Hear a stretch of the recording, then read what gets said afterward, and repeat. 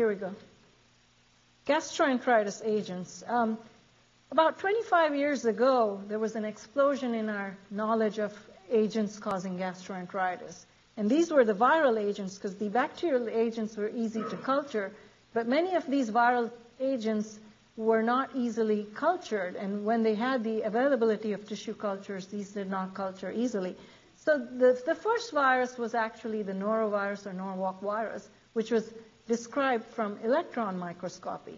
And so then the whole field of viral agents got into that, and a lot more has become available now.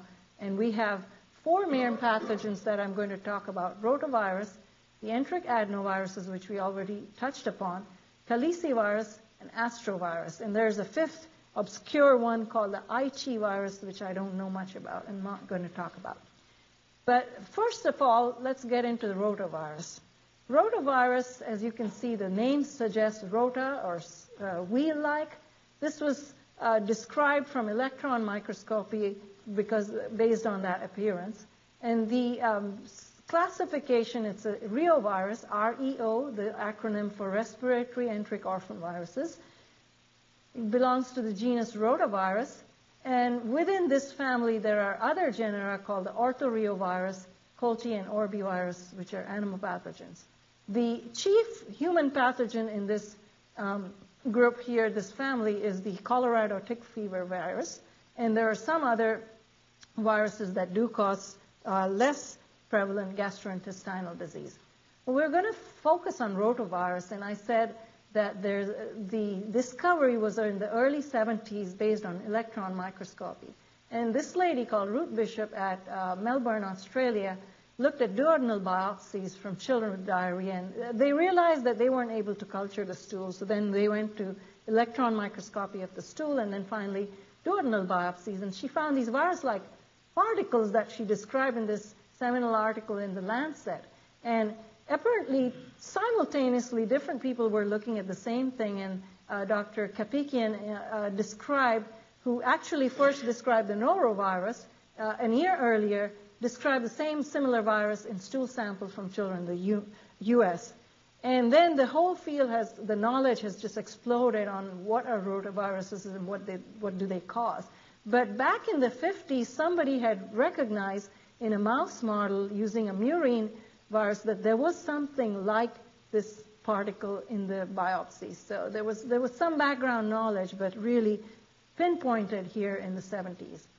Human and animal strains do occur. And here's the picture, the smooth outer thing with these radiating spoke-like appearance on electron microscopy. These are 60 to 80 nanometer size. As you can see, in comparison with paramyxoviruses, much smaller, but almost the size of adenoviruses. They are non-envelope viruses, and the electron microscopic appearance we've talked about. Now, there are 2 important features that we can emphasize here, and that is the presence of a double capsid and a double-stranded RNA. Double-stranded RNA in 11 segments. So it's a double segmented. That's how I would kind of remember this. And the double capsid has to do with the presence of an inner and outer capsid. And then the double-stranded RNA, which is segmented, is similar to which other? Is there another virus that has a segmented genome? Influenza. I'm sorry? Very good. Yeah. Influenza virus. And so it's interesting to see that this concept of an intermediate or infective subviral particle. And that is basically some change that trypsin initiates in the capsid that makes the particle more infective or more likely to adhere. And this is thought to be with the cleavage of the protein on the surface called VP4. I'll talk about that. Now, this is kind of electron microscopic or kind of 3D construction where you have the core, the inner and the outer capsid, and then you have these things, kind of spoke-like things coming out from the surface. But when you remove part of the outer capsid and expose some other parts of the capsid, that's what makes the particle more infectious. So that concept of the ISVP is interesting for rotavirus. The core contains the segmented genome, which in case of reoviruses can be 12 or 11 segments. In rotavirus, it is a 11-segmented genome. Now, the outer core contains these two structural proteins, the chief one of which is VP7. And VP7 is a glycoprotein, so it's also called the G protein. The VP4, which is a P protein, that is the one that gets cleaved by the trypsin into VP5 and 8, and somehow that process enhances the infectivity of the virus. There are inner core structural proteins called VP1, 2, and 3, but the chief one in the inner core is the VP6, which is the antigenic determinant for the group and the subgroup. So the classification, the main classification into groups is based on VP6 differences, and those are A through G with 2 subgroups, and of which group A is the most important human pathogen, well recognized all over the world.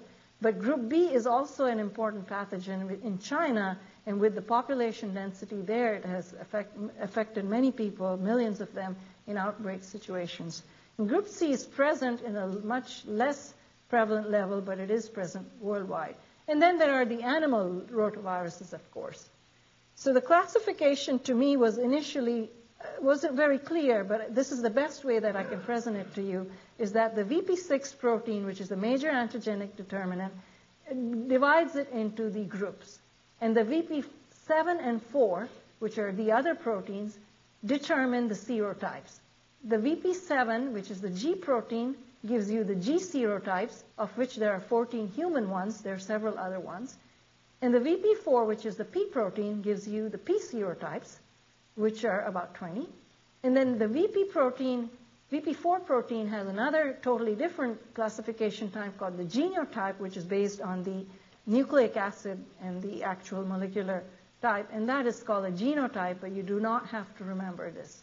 So basically remember that because of all these combinations, there are many, many different types of serotypes, specific strains of rotavirus that can be possibly circulating. Now, to complicate matters more, this is a segmented genome, and so if you looked at electrophoretic mobility, which translates to actually genetic composition, you can have electropherotypes, which are separated by the mobility on the gel electrophoresis. This is more for looking at strains, like specific strains involved in outbreaks, and so they're used for epidemiologic studies. The virus is quite hardy and stable. It is non-enveloped, and it's resistant to hand-washing agents. But it is susceptible to disinfection with these strong alcohol, Lysol, and formalin agents. And there was one study in a daycare cohort somewhere in the past few years that was published where they gave hand sanitizing gel to all parents whose children attended a daycare, and they kind of did a cohort study, and they were able to demonstrate that alcohol-containing gels, which actually contain more like 60 to 70% ethanol, were effective in reducing the rotavirus spread. So hand gels are good, but not to underemphasize the role of hand washing. So we talked about the pathogenesis and this ISVP, which is an enhanced infective particle. That targets the mature enterocytes lining the intestinal villi, especially at the tip. And once the attachment occurs, the virus is somehow engulfed into the host cell by endocytosis. It replicates there, it transcribes its RNA and forms its proteins, and then the RNA is replicated in itself to form the double-stranded RNA. So the histopathologic cells that are affected are the tips of the villi, those enterocytes. And once they're affected, they're disrupted, and the villus can show atrophy and blunting. And as a result of infection, the cells are actually lysed and they die. So this is the property of rotavirus, that it does affect mainly the small intestine. And when the small intestine is affected, as you can imagine, the function is disrupted. And so there is a dysfunction of intestinal absorption. And when the cells regenerate, those tip cells are repopulated by crypt cells, which are from lower on in the villus. And those cells are not as mature in terms of the villus cells that were previously there. So this is a picture to show you the mature enterocytes on the tip of the villus. And can you see this intense infiltration of the lamina propria here under here? You cannot see the rotavirus, but if you do electron microscopy, you might be able to pick up that this is rotaviral infection inside. So the disease burden of rotavirus is tremendous, tremendous. Billions of people are affected over the world. And it is really probably the most important viral cause of gastroenteritis in terms of disease burden. Most studies show that people have had rotaviral infection as young as 3 years of age. So it's pretty universal. And here is a picture for the worldwide disease burden. And I want to emphasize here that this is again that pyramid, that slide that I like so much, where the tip of the iceberg here is the severe cases and the deaths. And these are, almost 500,000 deaths. But when you look at the severe diseases, people who require hospitalization, about 2 million, about 10 to 20 times as much in terms of outpatient visits. And in terms of people really affected, it could be billions. And when you translate this into geographic areas affected, it's mainly the Latin American countries, which they haven't included in this slide, and the Southeast Asian and Sub-Saharan Africa. And the comorbidity here is the presence of malnutrition and other intestinal parasites and things causing, compounding the dehydration. So worldwide rotavirus is really a major pathogen. And in the U.S., maybe we see a little less because maybe there is some effect of being a developed country and better sanitation, but it's not absent. And I want to show you this, that the tip of the iceberg for U.S. is only 20 to 40 deaths a year, which is much smaller than the worldwide disease burden.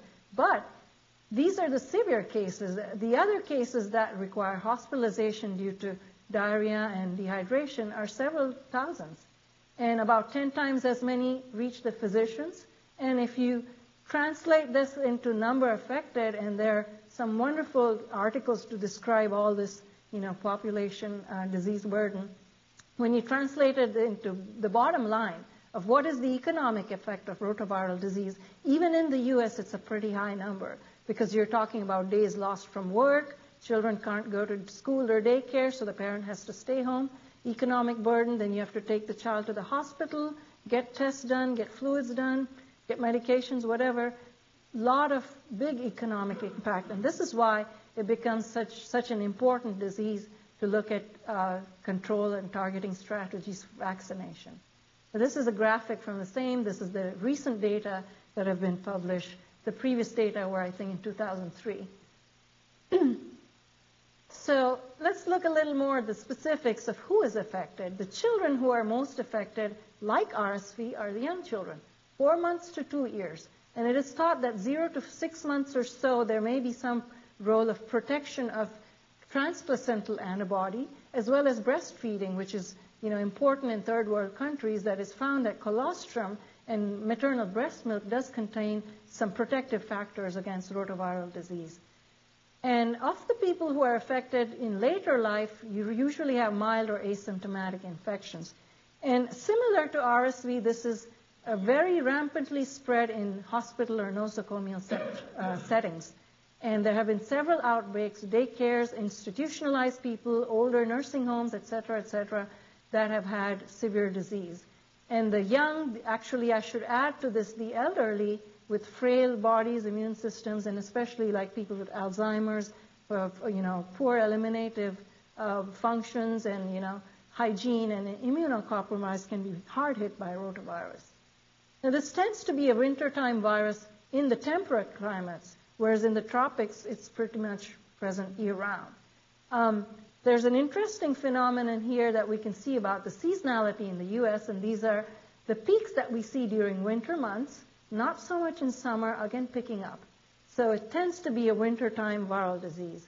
And this is the so-called geographic march of the rotavirus, where it starts here in the southwest U.S., kind of spreads along like in waves over here into the east and northeast, back into the latter part of winter and into early spring. And why this happens is probably something that I don't understand, and I don't think anyone does. But you wonder, what happens to rotavirus between summer and winter? Where does it stay? Where does it hide out? Are there environmental reservoirs? Are there animal reservoirs? It's really something that no one understands very well. But it's highly transmissible, and it can be transmitted directly through the fecal-oral route and through contaminated food and waterborne, which is the indirect transmission, and through fomites, which is surfaces.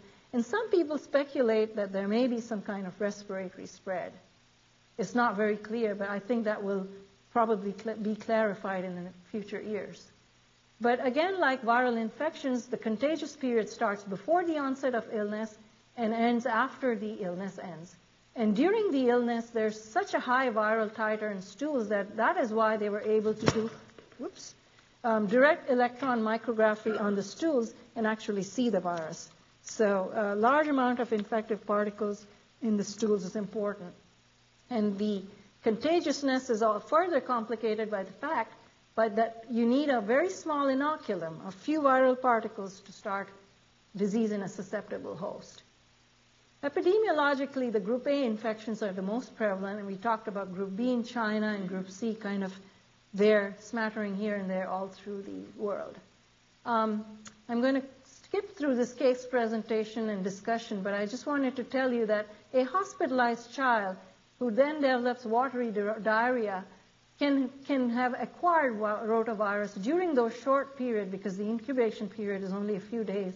And this is a case of nosocomially acquired rotavirus diarrhea. And so if you send the appropriate studies, and if you think of it, you will realize that.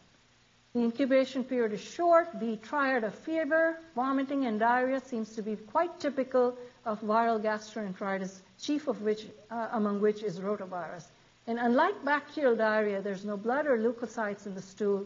And the people who are hard hit are the young ones, the malnourished, the immunodeficient, and the elderly. And in fact, in premature infants and neonates, a condition called necrotizing enterocolitis has been described due to rotavirus.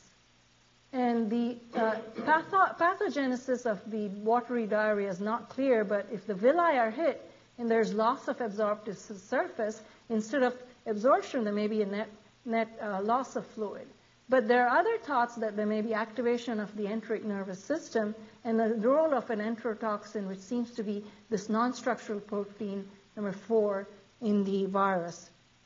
So there's a lot of research into this, and I think the role of the enteric nervous system is being highlighted right now. But why do people die of rotaviral infection? It does not seem to spread beyond the gastrointestinal tract, unlike adenovirus. So it's fairly localized, but the damage it does is by causing dehydration. And in very young children who are not able to keep up with the fluid losses, the net loss of fluid is what causes. And people who are recovering from rotaviral diarrhea can have a secondary malabsorption, because the villus surface is the one where the disaccharidases are located. And so when those are lost, there is malabsorption of lactose and also of fat, so steatorrhea. Hopefully none of you will ever see this kind of a dehydrated child in your lifetime, but this is a child in a third world country with severe dehydration. You can notice there's kind of sunken eyeballs, loss of skin turgor here. You pinch the skin, it has no elasticity. It's called the 10th sign, where the skin is just totally lost turgor, very dehydrated child as a result of rotavirus dehydration. So the main therapy here would be rehydration. And if the child is very severely dehydrated, you would have to do it intravenously. But if it's mild, then you can get by with oral rehydration. And effective oral rehydration is the one that has saved millions of lives. And the WHO has the campaign for oral rehydration and the solution in little packets that they distribute to kids, and they mix it up at home, hopefully with clean water, and give it to the child. Clinically, we use ELISA for detection of rotavirus, and we have this test at the hospital. There's a quick test. It gives you a rapid answer, and then you can institute your contact precautions, of course, because you don't want nosocomial spread. But now rotaviruses have been cultured, although initially they couldn't be cultured, and they were described by electron microscopy. But now they can be cultured in monkey cells. So as I mentioned, the treatment is mainly rehydration, correction of the oral or IV routes for correction of dehydration. And there is a role for preventing spread through disinfection But it's not perfect. Actually, hand washing is not completely effective in cases of rotavirus when it's rampant in the community. So now we have targeted the next prevention strategy, which is the vaccine. And previously, we had a vaccine. Remember that the rotavirus was discovered in the 1970s. 25 years later, we finally had a vaccine. But it was another vaccine flop story, which in this case, it wasn't as bad as the RSV vaccine, but there was a temporal relationship between vaccine administration and cases of intussusception. Now, we talked about intussusception with adenovirus. But interestingly, the vaccine, which is a live oral vaccine here, given in 3-dose schedule, the first dose seemed to be the worst for causing intussusception. And so when they gathered the post-marketing data and they looked at about 1.5 million doses and 15 cases of intussusception that had occurred right after the first dose, they decided that this vaccine was too unsafe to give. They pulled it off the market about a year later. Unfortunately, the countries with the biggest disease burden, the third world countries, never saw this vaccine. And so before they could even get the benefit, the vaccine was no longer available. So that was kind of one step forward, 2 steps backward kind of situation. And so people didn't give up. And the vaccine manufacturers and the studies continued. And fortunately, as a result of that, we have a new vaccine now. This vaccine is called the Rototec, manufactured by Merck. It is a live oral vaccine, just like the previous one, given at a similar dose schedule, 2, 4, 6 months, as early as 6 weeks. And it contains a bovine strain, which is a reassortant strain with human serotypes, proteins in it. And as we know, the rotaviral groups, the 1 through 4 are the main ones causing illness. And these are the group A rotaviruses. These are the G strains, and that's the P strain. Don't worry about those serotypes. But the nice thing about this vaccine is that it was done with a huge trial. So they didn't want any surprises post-marketing like the other one with intussusception. So they enrolled about 70,000 people, children in different countries, many of them in the U.S. They conducted it from 2001 to 2004 with very, very good study techniques. That is double-blind, placebo-controlled, randomized trial, DB-PCR trial as we call it. Very powerful because of the number of enrollees. And the data were published in January 5th, New England Journal, right here in this year. And this, I have a copy of the marketing materials that Merck has for Rototec. They have a website. They have this nice brochure. They give you a copy of the New England Journal article, and so there's a lot of information on it. And I'm actually excited to share it with you because we have something finally for rotavirus in the U.S.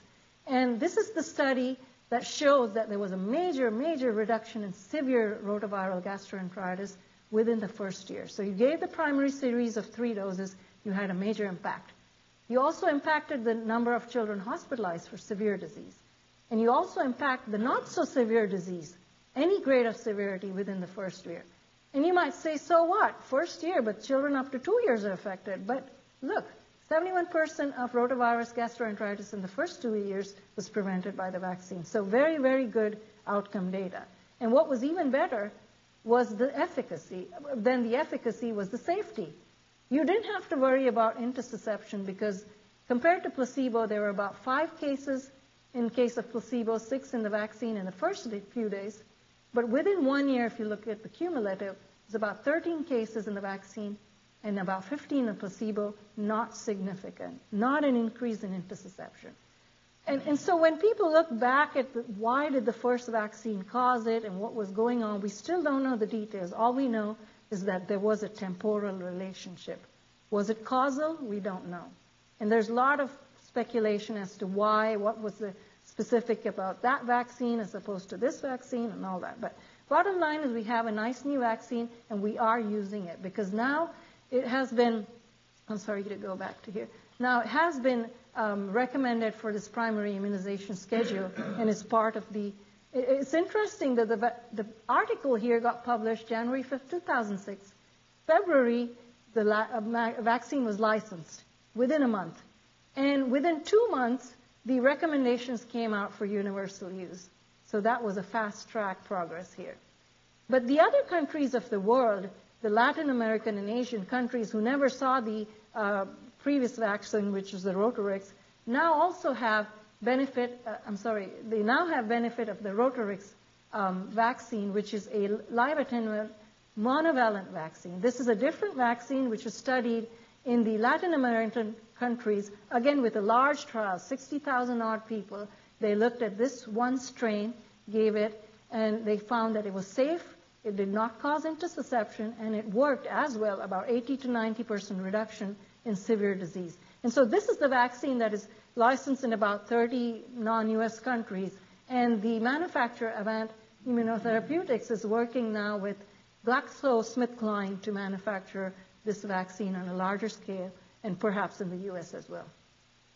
I have to skip through this topic because we've covered it under the enteroviruses, and I want to go to the caliciviruses. Caliciviruses, not a whole lot is given in your textbook except for norovirus, but I want to mention that these are pathogens that are gaining a lot of importance.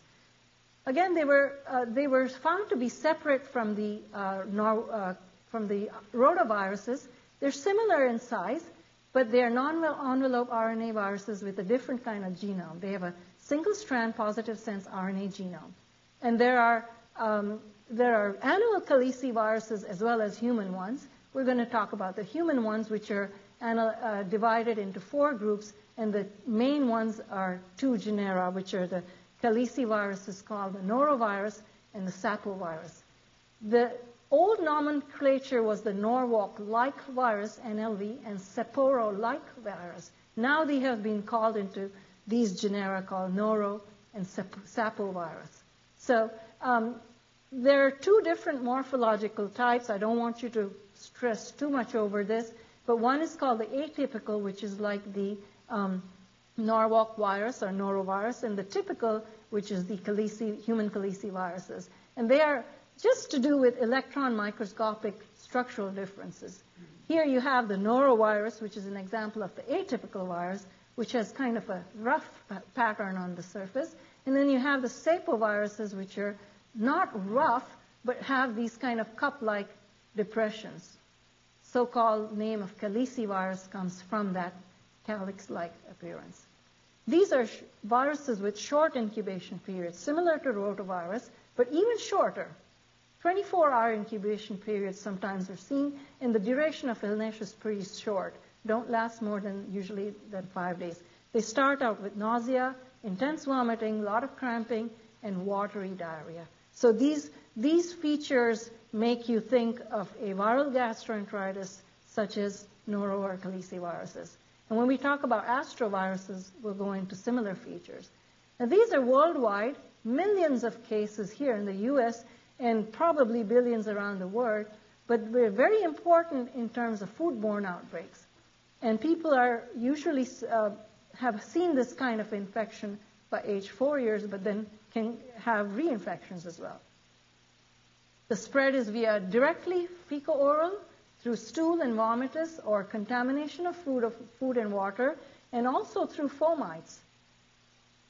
And then there is some thought that the vomitus, if there's violent emesis, the aerosolization of particles from that ingested can also set up infection. So very effective transmission again.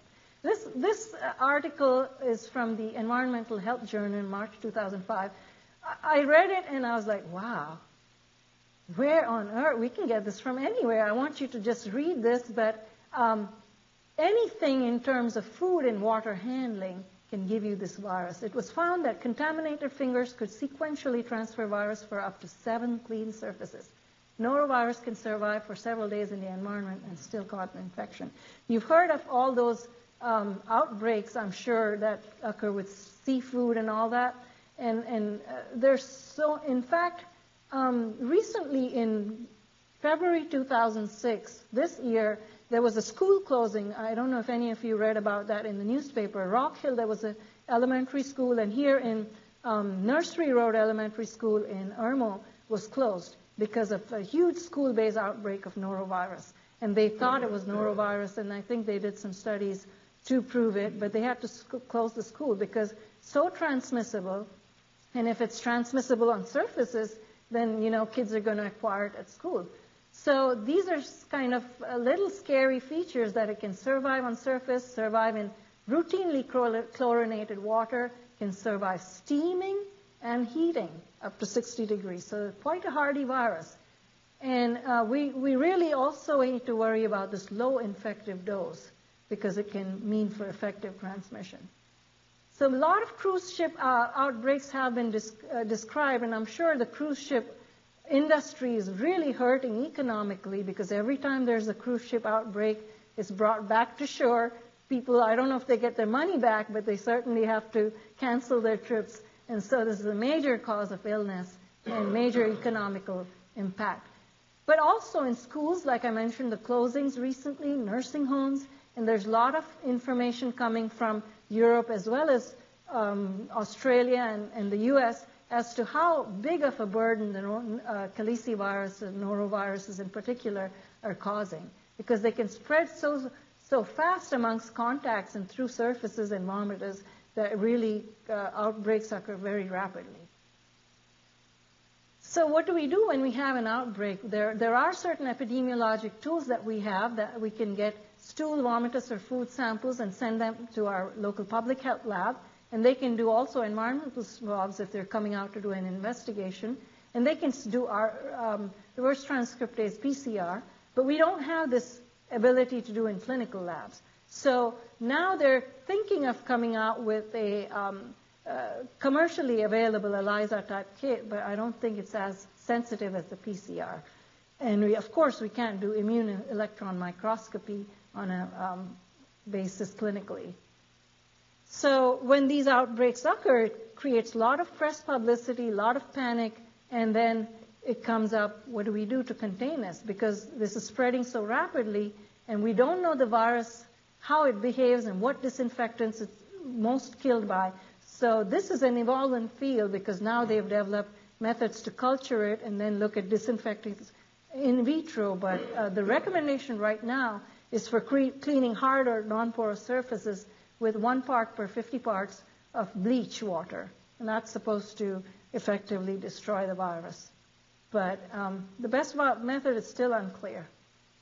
The next viral gastroenteritis agent, actually the final one, is the human astrovirus, which is very similar in terms of its size and structure to the caliciviruses. It was described just a few years later from the initial norovirus description, and it's supposed to be immunologically distinct from human caliciviruses. Again, like caliciviruses, there are human strains and animal strains. It belongs to the genus Astrovirus, family Astroviridae, and the serotypes that we know in humans are types 1 through 8.